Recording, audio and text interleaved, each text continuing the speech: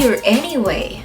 It's just a word that a lot of people are scared of. It's also very subjective. How do you measure it? And what is your criteria? Comparing your progress to someone else's? I think the problem is we tend to celebrate success, but we never talk about the journey that leads us to get to that success. And that journey towards the success is filled with trials, setbacks, and failure.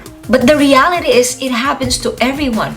We just never talk about it because people do not want to feel exposed or vulnerable. As a result, people become so afraid of it. But it's really part of the journey. And most of us, we just hide it inside and we end up dealing with it alone. With that said, I argue that failure is not the opposite of success. Failure is part of success. Sure, failing hurts. It cuts right deep to your soul. I mean, even babies fail. When they start to learn how to walk, they fall so many times, but eventually they learn how to walk. And it takes time for them to learn it. The fact that babies do not know what failure is, they just keep going. Actors get rejected from auditions. Athletes get cut from the team. Business owners get turned down from deals. And entrepreneurs get rejected all the time. Let's talk about it. How do you overcome failure? Number one, recognize it. I want you to recognize that you fail in this certain situation. There's a huge difference between recognizing and accepting. I just want you to recognize it.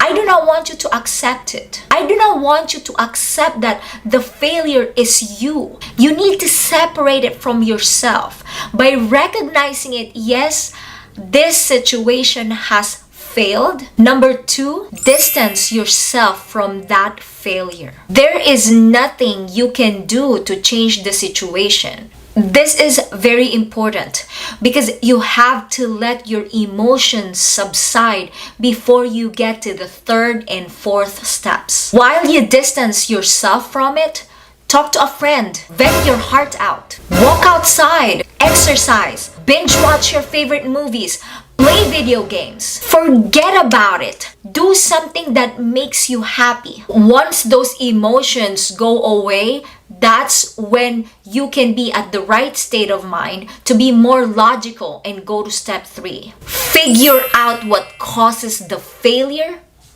and learn from it. That's what engineers do. They just don't develop something and get it at first try.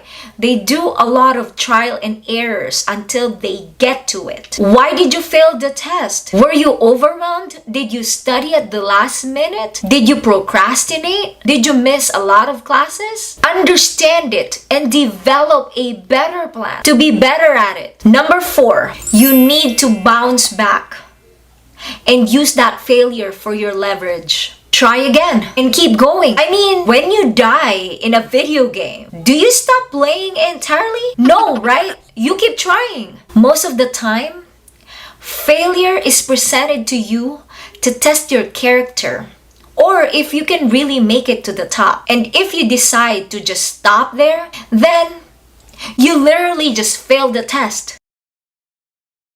Do not let failure define your future. Failure is already part of the past, and let it be there. To all of you who is facing failure right now, I want you guys to do these 4 steps. And you need to get back up and try again. You have nothing to lose. You only have experiences to gain. Let me give you an example. Have you heard about Thomas Edison? Before he was able to create that minimum viable product, the light bulb, he failed 9,000 times until he figured it out. Henry Ford, his first company, was bankrupt.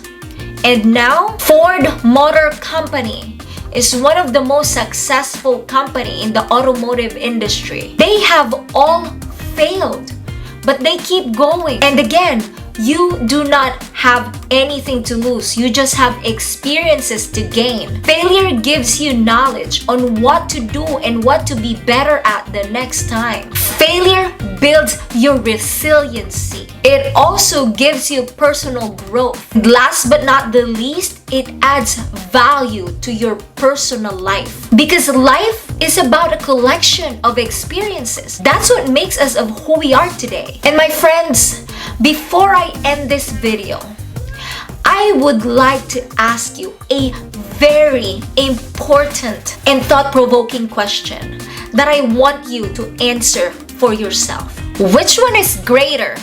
Your desire to succeed or your fear to fail? Answer that. As I keep saying, here in the Coffee with C community, people who make it to the top are not the smartest. They are the ones who keep going. And to all the failures out there, let's share this video and help each other.